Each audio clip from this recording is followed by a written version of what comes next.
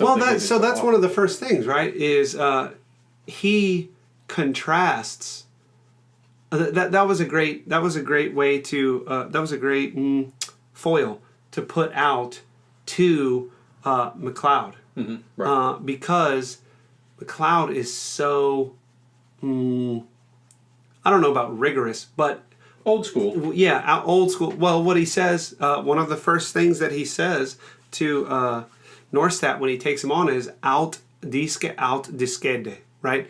Either learn or leave. It's up to you. The choice is yours. I do not care. And it takes almost half the movie for Norstad to make up his mind about that. Yeah, it does. He keeps wanting to leave because the learning is really hard. Yeah.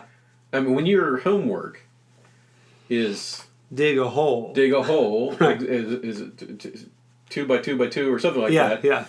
With specified measurements, and then fill it up. Yeah. Right. And I'm not championing that as something but the learner has to be brought to a place of wanting to learn. Yes. And I think he's trying to convince Norstad, look, this isn't going to be easy, but you're going to have to trust me. Right. That my methods, as weird and old school as they might seem, will get you to where you want to go, but you're going to have to get there through me. Mm-hmm. I'm not just going to, hey, whatever you want to do. I've got a system, so to speak. Right.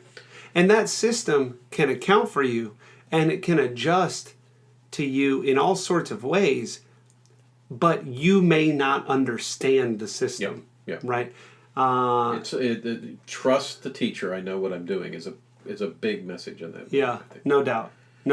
That is. Which is, we've kind of turned that on our heads, right? I think many teachers today are constantly trying to find out what the student wants to do, and then plan lessons to that. Right. And I'm not saying that engagement isn't incredibly important, but I am saying that one of the hallmarks of immaturity is not knowing what's good for you. Yes. And so you must winsomely, and Hamburger Head does this very well. Yeah. He evaluates his student. He probes and searches and assesses, right, and seeks out the kind of lesson that would accomplish his goals. Yep. But that's what you see as Norstad starts enjoying himself despite his right kind of determination that I'm not going to enjoy this. Yeah. Well, so I think it sums up their relationship pretty well when he is quoting Latin to him. They're reading Shakespeare together. Yeah. They are filling in holes, and they're looking at the math of that. Yeah, right. And then recreating battles with. Yeah. Oh, yeah. That's right. Yeah, recreating battles, and then McLeod says, "Hey, Norstad, I've got a practice test scheduled for you tomorrow." And he says, "What? But I haven't studied." Right? Like the kid is very unaware in some pretty charming ways that he is being educated. He is soaking it up. Right? Yeah, he's almost waiting for when are we going to start learning? Right. When's all the boring stuff that I hate kick in? Yeah, right, exactly. I've been to this doctor before. Where's the needle? Where's the needle? Exactly. Yeah. And it's interesting that a lot of what Norstad has to be...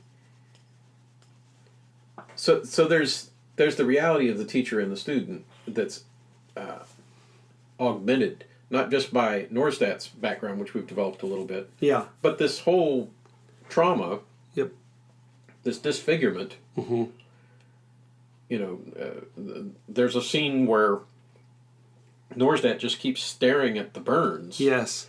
And it bugs the teacher to the point of having to address the elephant in the room. Yep.